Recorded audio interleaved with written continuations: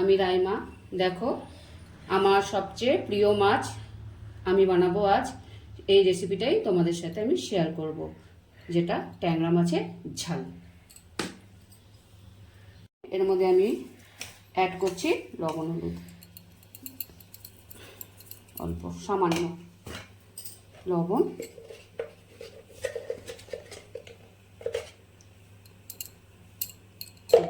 আমি এটাকে ভালো করে ম্যাশ করে নিচ্ছি।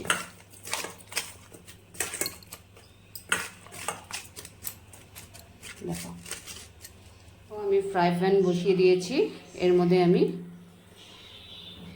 সরষের তেল দিচ্ছি। ঠিক আছে, আমি মাছগুলো ছেড়ে দিচ্ছি। এভাবে করে লাল লাল করে তোমাদেরকে ভেজে নিতে হবে। ঝাল বানানোর জন্য আমি কি সবজি কি মশলা দিয়েছি সেটাই দেখাচ্ছি তোমাদেরকে। দেখো, এখানে আমি দিয়েছি পাতলা করে আলু আর পাতলা পাতলা করে বেগুন, আর খুবই সামান্য মশলা। দেখো, মশলার মধ্যে দিয়েছি পেঁয়াজ, তোমার কাঁচা লঙ্কা, রসুনের অল্প একটু পেস্ট আর টমেটো।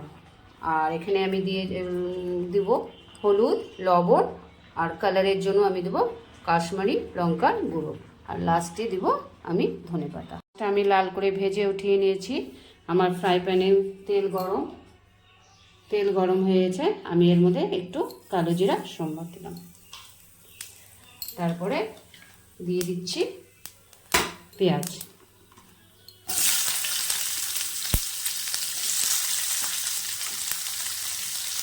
দেখো, তোমার লাল করে ভাজতে লাগবে।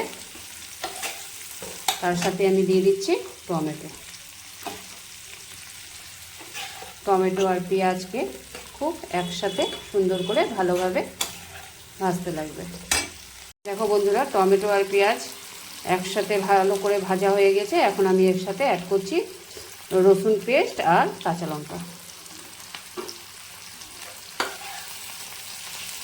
দেখো, টমেটো আর পেঁয়াজ প্রায় ভাজা ভাজা হয়ে এসছে। আমি এখানে আলুগুলো অ্যাড করছি।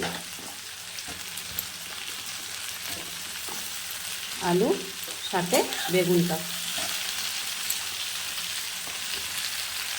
দেখো বন্ধু, আলু বেগুনটা দিয়ে খুব একসাথে আমাকে ভাজা ভাজা করে নিতে লাগবে। ভাজা ভাজা হয়ে এসছে। আমি এর মধ্যে হলুদ গুঁড়ো, লবণ আর কাশ্মীরি লঙ্কার গুঁড়োটা আমি মিশিয়ে দিলাম, অ্যাড করে দিলাম। এখন খুব মশলাগুলোকে খুব একসাথে আলু বেগুনের সাথে খুব ভালো করে আমাকে কষাতে লাগবে। তো বন্ধু, মশলার সাথে আলু বেগুন পুরো ভাজা ভাজা হয়ে গেছে। এখন আমি এর মধ্যে সামান্য জল অ্যাড করে কিছুক্ষণ একটা থালা দিয়ে আমি কিছুক্ষণের জন্য এটাকে ঢেকে রাখবো। ঝোলটা পুরো ফুটে গিয়েছে। এর মধ্যে আমি এখন একে একে ভাজা মাছগুলো ছেড়ে দিচ্ছি। দেখো,